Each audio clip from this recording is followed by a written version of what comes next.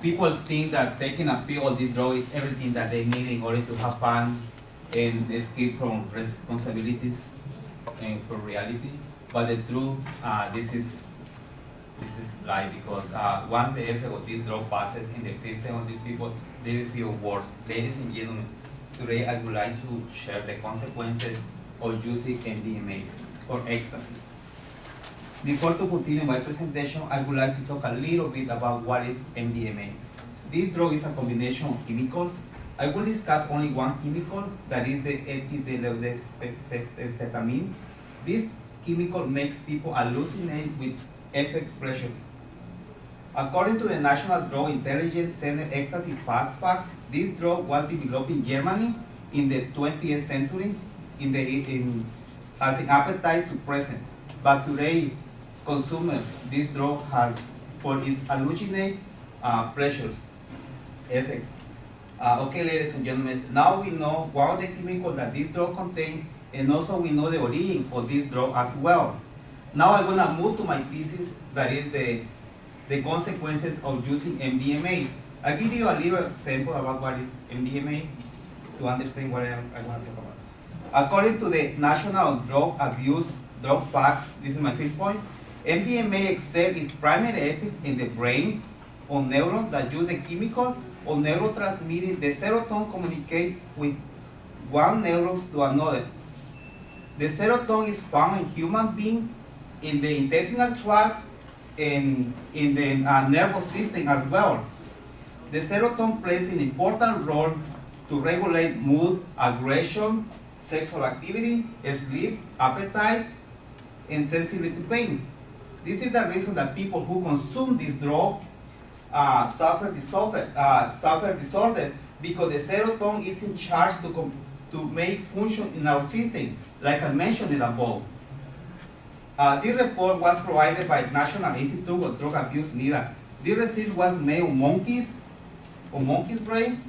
As we see in this visual aid, this is the normal brain, and this is how the serotonin disappears after consume drug, the drug ecstasy. It means that the drug destroys the serotonin in our nervous system. I also will show to you this other visual aid, how this drug changes people's physical appearance. We see this lady a couple of years later after consume ecstasy.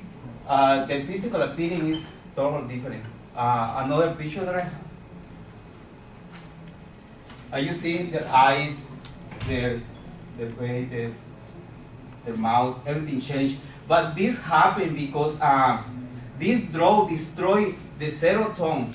So these people, the serotonin doesn't transmit to the brain the necessity to eat or sleep. These people can stay days with no sleep, with no eat. That is the reason that they change their physical appearance. Okay, I'm gonna move to my second point. According to New York Times, in the article, Turkey teenager admit killing journalist, a 17 years old Oganza Mas was accused because he shot and killed a Turkish Armenian journalist in January 2007 in the province of Istanbul in the country of Turkey. This person admitted killing him, but he expressed remorse and he said he had been under the influence of this drug when he killed this person. This is the picture. This is the journalist outside of his office after the killer killed him. The killer ended his testimony. He said he would not have killed the journalist if he had known that the journalist had a family. Ladies and gentlemen, if we analyze the word that the killer ended his testimony, we can notice that the killer is lying, because in the previous picture, can you put the first picture first? The first one to the brain.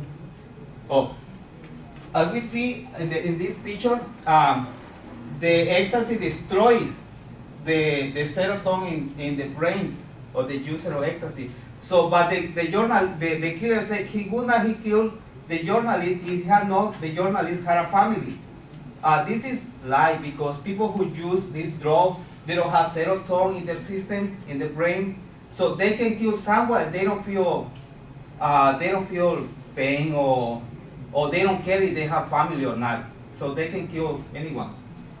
So, okay, I'm gonna move to my third point. And this point I will show to you the statistic of adolescents who consume this drug. This report said more than 11 million of people of ages 12 years or older reported using ecstasy at least once in their lifetime. This data is for the 2000 Monitoring the Future Survey funded by the National Institute of Health and conducted annually by the University of Michigan Institute of Social Research. In this visual aid, we can notice the grades 8, 10, and 12 grades who use ecstasy. This survey is made annual in order to track abuse trend among adolescents in middle and high school across the country. As we see in 2005, in grades, 12 grade decreased by 52%, and 8 grades 58%, and 10 grade 68% in 12 grades. Also, the monitoring survey showed in the subgroup who use ecstasy, 3.9 in white, 3.0 Hispanic, and 1.4 in African American. Okay, ladies and gentlemen, what's gonna happen to these adolescents who consume this drug? They will skip high school, they will finish high school. I mean, neither they will go to college. I mean, everybody knows the key to succeed in life is going to school.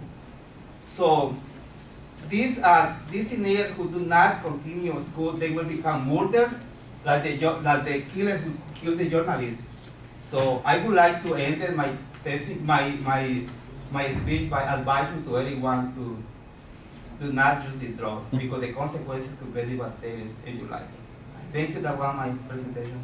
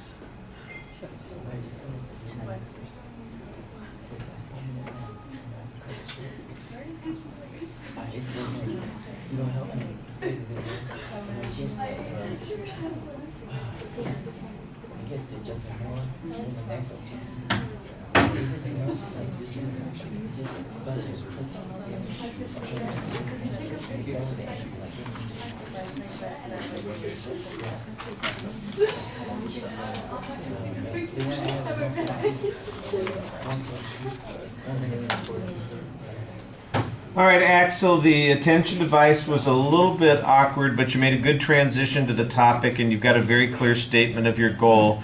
There's a lot of content in the speech, and it's well organized and easy to follow, so that's fine.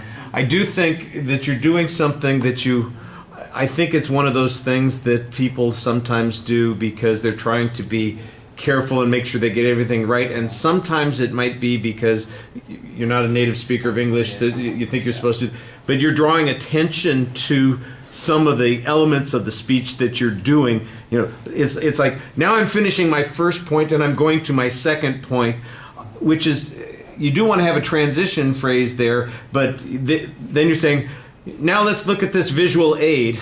You know, now at the conclusion of my speech. In other words, you're kind of underlining and highlighting what's going on. So you do want to have transitions. They should be a little bit smoother, but you don't need to make an obvious reference to, this is my speech, this is my conclusion. Now that you've heard the introduction, here's my thesis. You don't need to do that. That's a little too obvious. So, you know, that's just a mechanical kind of thing. Most of the delivery things, I think, if on visuals are pretty good. I like, for example, the fact that you stood to the side when you're showing the visuals. When you're not using the visuals, you step up and you're talking to the audience. That's a good way to engage the audience quite a bit. I think you've got a lot of good gestures. You do some indicating, some pointing with when you're looking at the visual materials, and then there's some other kinds of natural gestures while you're speaking, that those are okay. The problems that you have to do with the fact that you're using notes, and that limits you sometimes, and especially your audience contact. When you look up and talk to us, you're doing a pretty good job, but you're not doing it very much because you have to really depend on those notes, and sometimes your gestures are a little bit limited by the notes also, so that's a bit problematic. If you listen to the last minute of your speech, you're so much clearer for us English speakers than you were in the early parts of the speech, and that's mostly just the rate at which you're speaking. You slow down just a little bit. If you go from 150 words a minute down to maybe 120 or 110 words a minute, you're going to be a lot clearer. I'm listening, and I understood everything that you were saying, but it was harder for me to do. I'm having to listen harder and make sure... Which is, I think it's a reasonable demand to make on an audience. That's okay, you know. But sometimes audiences are lazy. We talked about this before. You have to help them a little bit more. So I didn't have trouble understanding anything you were saying, but it was so much easier to listen to you in the last minute because I think your pace was a little bit slower. So probably the same sort of thing would help the rest of the speech too, and make it easier for people who aren't quite as motivated as I am. I'm a motivated listener because, you know, I've got to get everything right. I've got to make sure that I'm hearing what you're saying and give you credit for it. I don't want to say that first row over there isn't motivated. But, you know, they could use a little help. Okay, thank you.